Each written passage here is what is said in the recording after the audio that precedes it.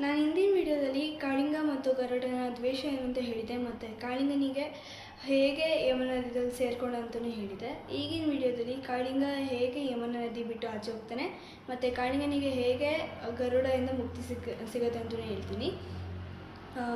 ಕಾಳಿಂಗ ಬರ್ಸನದಲ್ಲಿರುವಂಥ ಯಮುನಾ ನದಿಯಲ್ಲಿ ಇರ್ತಾನೆ ಅನ್ನೋ ವಿಷಯ ಯಾರಿಗೂ ಗೊತ್ತಿರಲ್ಲ. ಹಾಗಾಗಿ ಇದು ಬರ್ಸನ ನಿವಾಸಿ ಮತ್ತು ಬೃಂದಾವನ ನಿವಾಸಿ ತಮ್ಮ ಪ್ರಾಣಿಗೆ ನೀರು ಕುಡಿಸ್ಬೇಕು ಅಂತ ನದಿ ಹತ್ರ ಕರ್ಕೊಂಡು ಬಂದಾಗ ಕಾಳಿಂಗ ಪ್ರಾಣಿಗಳನ್ನ ಮತ್ತು ಆ ಮನುಷ್ಯರನ್ನೆಲ್ಲ ನದಿ ಒಳಗಡೆ ಎಳ್ಕೊಂಡು ಹೋಗ್ತಿದ್ದ, ಸಾಯಿಸ್ತಾ ಇದ್ದ. ಈ ವಿಷಯ ಕೃಷ್ಣ ಗೊತ್ತಾಗುತ್ತೆ. ಕೃಷ್ಣ ಬಂದು ಕಾಳಿಂಗನಿಗೆ ಒಂದು ಎಚ್ಚರಿಕೆ ಕೊಡ್ತಾನೆ, ನೀನು ಈ ಥರ ಎಲ್ಲ ಮಾಡಬೇಡ, ಇದನ್ನು ನೀನು ಮಾಡ್ತಾ ಇರೋದು ಒಂದು ಪಾಪ ಆಗುತ್ತೆ, ಇದು ತಪ್ಪು, ಮತ್ತು ಈ ಜಾಗದಿಂದ ಹೋಗು ಅಂತಲೇ ಹೇಳಿರ್ತಾನೆ. ಆದ್ರೂ ಕಾಳಿಂಗ ಕೃಷ್ಣ ಮಾತು ಕರೆ ಯಾವುದೇ ಗಮನ ಕೊಡ್ದೇನೆ ಅವನು ಪುನಃ ಅದೇ ತಪ್ಪುಗಳನ್ನೆಲ್ಲ ಮಾಡ್ತಾಯಿರ್ತಾನೆ. ಹೀಗೆ ಒಂದಿನ ರಾಧಾ ಮತ್ತು ಆ ನದಿ ಹತ್ರ ನಿಂತ್ಕೊಂಡು ಮಾತಾಡ್ತಾ ಇರಬೇಕಾದ್ರೆ ರಾಧನ ಮೇಲೆ ದಾಳಿ ಮಾಡಬೇಕು ಅಂತ ಕಾಳಿಂಗ ನದಿಯಿಂದ ಆಚೆ ಬರ್ತಾನೆ. ಆಗ ರಾಧನ ಮೇಲೆ ದಾಳಿ ಮಾಡೋಕ್ಕಂತ ಮುಂದೆ ಬಂದಾಗ ರಾಧನ ಕಾಪಾಡೋದು ಗರುಡ.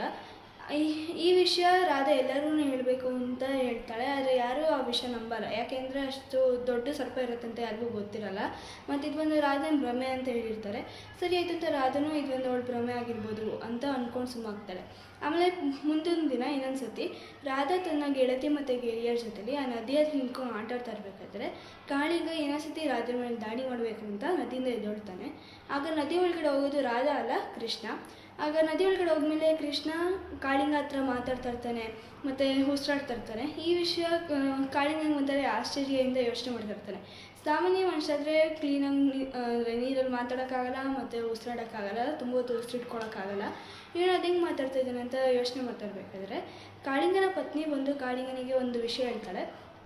ಏನಂತ, ಇದು ಬೃಂದಾವನ ಸೃಷ್ಟಿಯಾಗೋಕ್ಕಿಂತ ಮುಂಚೆ ಆ ಮರುಭೂಮಿ ಇರುತ್ತೆ. ಅದರಲ್ಲಿ ಆ ಭೂಮಿ ಮೇಲೆ ಯಾವಾಗ ಕೃಷ್ಣನ ಪಾದ ಮತ್ತು ರಾಧನ ಪಾದ ಸ್ಪರ್ಶಿಸುತ್ತೋ ಆವಾಗ ಅವರು ಹೆಜ್ಜೆ ಇಟ್ಟಿದ್ದ ಕಡೆ ಎಲ್ಲ ಅದು ಒಳಿಯುತ್ತೆ. ಅದನ್ನು ಅವಳು ನೋಡ್ತಾಳೆ. ಮತ್ತು ಅವರು ಆ ಜಾಗದ ಬಂದಾದ್ಮೇಲೆ ಅವ್ರ ಪಾದ ಎಲ್ಲ ಸ್ಪರ್ಶಿಸಿದ ಮೇಲೆ ಅದು ಮರುಭೂಮಿ ಎಲ್ಲ ಒಂಥರ ಸುಂದರವಾದ ವನ, ಗಿಡ ಮರ ಎಲ್ಲ ಬೆಳ್ಕೊಳುತ್ತೆ. ಇದನ್ನು ಅವಳು ನೋಡ್ತಾಳೆ. ಆಗ ಅವಳು ಕಾಳಿಂಗ ಹತ್ರ ಬಂದು ಹೇಳ್ತಾಳೆ, ಕೃಷ್ಣ ಯಾರೋ ಒಬ್ಬ ಸಾಮಾನ್ಯ ವ್ಯಕ್ತಿ ಅಲ್ಲ, ಅವನ ಹತ್ರ ಯಾವುದೋ ಒಂದು ದೈವದ ಶಕ್ತಿ ಇರುತ್ತೆ ಅಂತ. ಆಗ ಕಾಳಿಂಗ ಕೇಳ್ತಾನೆ, ನೀನು ಯಾರು ಅಂತ. ಆಗ ಕೃಷ್ಣ ಆ ಮಾತಿಗೆ ಅವನ ಪ್ರಶ್ನೆಗಳಿಗೆಲ್ಲ ಅಷ್ಟು ಬೇಗ ಉತ್ತರ ಕೊಡ್ತೇನೆ. ಅವನು ಕಾಳಿಂಗ ಮಾಡಿರೋಂಥ ತಪ್ಪುಗಳಿಗೆಲ್ಲ ಒದೆ ಕೊಡ್ತಾ ಇರ್ತಾನೆ. ಕಾಳಿಂಗನಿಗೆ ಒಂದೊಂದು ಒದೆನೂ ಅವನ ತಪ್ಪುಗಳೇನು ಅಂತ ತಿಳಿಸ್ಕೊಡ್ತಾನೆ. ಮತ್ತು ಒಂದೊಂದು ಒದೆನೂ ಅವನಿಗೆ ಇದು ನೀತಿ ಪಾಠ ಆಗಿರುತ್ತೆ. ಆಗ ಕಾಳಿಂಗಂಗೆ ಗೊತ್ತಾಗುತ್ತೆ ಕೃಷ್ಣ ಬೇರೆ ಯಾರೂ ಅಲ್ಲ, ಸ್ವತಃ ನಾರಾಯಣನೇ ಅಂತ.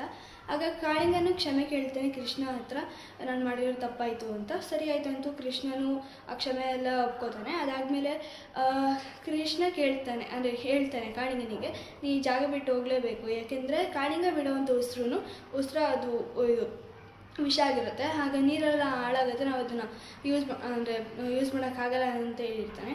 ಆಗ ಸರಿ ಆಯಿತು ಅಂತ ಕಾಳಿಂಗ ಜಾಗ ಬಿಟ್ಟು ಹೋಗೋಕ್ಕೆ ತಯಾರಾಗಿರ್ತಾನೆ. ಆದರೆ ಕಾಳಿಂಗನಿಗೆ ಒಂದು ಅಡ್ಡ ಬರುತ್ತೆ. ಏನಂತ, ಗರುಡ ಅಲ್ಲಿ ಕಾಳಿಂಗನ ಸಾಯಿಸೋದಕ್ಕಂತ ಯಮುನಾ ನದಿ ಹತ್ರ ಕಾವಲು ಕಾಯ್ಕೊಂಡಿರ್ತಾನೆ. ಯಾವಾಗ ಕಾಳಿಂಗ ನದಿಯಿಂದ ಎದ್ದೊಳ್ತಾನಲ್ಲ ಆಗ ಗರುಡ ಕಾಳಿಂಗನ ಸಾಯಿಸಬೇಕು ಅಂತ ಮುಂದೆ ಬರ್ತಾನೆ. ಆಗ ಕಾಳಿಂಗ ತಾನು ಉಳಿಸ್ಕೊಳ್ಳೋಕ್ಕೋಸ್ಕರ ಆ ನದಿ ಹತ್ರ ಇರ್ತಾನೆ. ನಾನು ಜಾಗ ಬಿಟ್ಟು ಹೋಗೋಕ್ಕಾಗಲ್ಲ ಅಂತ ಕೃಷ್ಣ ಹತ್ರ ಬೇಡ್ಕೋತಾನೆ. ಆಗ ಕೃಷ್ಣ ಹೇಳ್ತಾನೆ, ನೀನು ಜಾಗ ಬಿಟ್ಟು ಹೋಗಲೇಬೇಕು, ನಾನು ನಿನ್ನನ್ನು ಗರುಡದಿಂದ ಕಾಪಾಡ್ತೀನಿ, ಆ ಜಾಗ ಬಿಟ್ಟು ಹೋಗು ಅಂತ ಹೇಳಿರ್ತಾನೆ. ಸರಿ ಆಯಿತು ಅಂತ ಒಪ್ಕೋತಾನೆ ಕಾಳಿಂಗನು. ಅದಾದಮೇಲೆ ಆ ನದಿಯಿಂದ ಹೇಗೆ ಕಾಳಿಂಗ ಮತ್ತು ಕೃಷ್ಣ ಆಚೆ ಬರ್ತಾನೆ ಅಂದರೆ, ಕಾಳಿಂಗನ 101 ಹೆಡೆ ಅಲ್ವಾ, ಅದರಲ್ಲಿ ದೊಡ್ಡ ಹೆಡೆ ಮೇಲೆ ನೃತ್ಯ ಮಾಡುವಂಥ ಪೊಸಿಷನ್ ಅದರಲ್ಲಿ ನಿಂತ್ಕೊಂಡಿರ್ತಾನೆ. ಅದಾದಮೇಲೆ ಕೃಷ್ಣ ಯಾರು ಅಂತ ನೃತ್ಯದ ಮೂಲಕ ಎಲ್ಲರಿಗೂ ತಿಳಿಸ್ಕೊಡ್ತಾನೆ. ಅದನ್ನು ಎಲ್ಲರೂ ನೋಡ್ತಾರೆ. ಆದರೆ ಆ ನೃತ್ಯ ಮುಗ್ದಿದ ನಂತರ ಇದು ಯಾರಿಗೂ ನೆನಪಿರಲ್ಲ. ಆ ಥರ ಒಂದು ಶಕ್ತಿಯಿಂದ ಆ ಥರ ಮಾಡಿರ್ತಾನೆ. ಮತ್ತು ಆ ಜಾಗದಲ್ಲಿ ಯಾರೂ ಇರಲ್ಲ, ಎಲ್ಲರೂ ತಮ್ಮ ಕೆಲಸ ಮಾಡ್ಕೊಂಡಿರ್ತಾರೆ. ಈ ಥರ ಒಂದು ಸಿಚುವೇಶನ್ ಆಗಿರೋದಂತನೂ ಯಾರಿಗೂ ನೆನಪಿರಲ್ಲ. ಅದು ಕೃಷ್ಣನ ಮಾಯೆ ಮತ್ತು ಅವನ ಶಕ್ತಿಯಿಂದ ಆ ಥರ ಮಾಡಿಸಿರ್ತಾನೆ. ಬರೀ ಇದು ರಾಧಾ ಮತ್ತು ಬಲರಾಮ ಮಾತ್ರ ನೆನಪಿರುತ್ತೆ. ಅದಾದ್ಮೇಲೆ ನೃತ್ಯ ಮುಗ್ದಿದ ನಂತರ ಗರುಡ ಕಾಳಿಂಗನ ಮೇಲೆ ದಾಳಿ ಮಾಡಬೇಕು ಅಂತ ಮುಂದೆ ಬರ್ತಾನೆ. ಆಗ ಕೃಷ್ಣ ಗರುಡನ ತಡೀತಾನೆ, ಇಲ್ಲ ನೀನು ಈ ಥರ ಮಾಡಬಾರ್ದು, ಯಾಕೆಂದರೆ ಈಗ ಕಾಳಿಂಗ ನನ್ನ ಅಧೀನದಲ್ಲಿರ್ತಾನೆ, ನೀನು ಕಾಳಿಂಗನಿಗೆ ಏನು ಮಾಡಬಾರ್ದು ಅಂತ ಹೇಳಿರ್ತಾನೆ. ಸರಿ ಆಯಿತು ಅಂತ ಗರುಡ ತನ್ನ ಪ್ರಭುವಿನ ಮಾತನ್ನ ಮೀರೋಕ್ಕಾಗಲ್ಲ ಅಂತ ಒಪ್ಕೊಂಡು ಕಾಳಿಂಗನ ಬಿಡ್ತಾನೆ. ಹೀಗೆ ಕಾಳಿಂಗ ಮತ್ತು ಗರುಡನ ದ್ವೇಷ ಮುಗಿಯುತ್ತೆ ಮತ್ತು ಕಾಳಿಂಗನಿಗೆ ಗರುಡನಿಂದ ಮುಕ್ತಿ ಸಿಗುತ್ತೆ. ಹಾಗೆ ಕಾಳಿಂಗ ಬರ್ಸನದಲ್ಲಿರುವಂಥ ಯಮುನಾ ನದಿ ಬಿಟ್ಟು ಬೇರೆ ಜಾಗಕ್ಕೆ ಹೋಗ್ತಾನೆ. ಮತ್ತು ಗರುಡನಿಗೆ ಹೇಗೆ ಗೊತ್ತಿರುತ್ತೆ ಕೃಷ್ಣ ನಾರಾಯಣನೇ ಅಂದರೆ, ನಾರಾಯಣ ವಾಹನ ಗರುಡ ಆಗಿರ್ತಾನೆ. ಸೊ ನಾರಾಯಣ ಯಾವುದೇ ಅವತಾರ ತೊಗೊಂಡ್ರು ಗರುಡಂಗೆ ಗೊತ್ತಿರುತ್ತೆ ಅದು ನಾರಾಯಣನೇ ಅಂತ.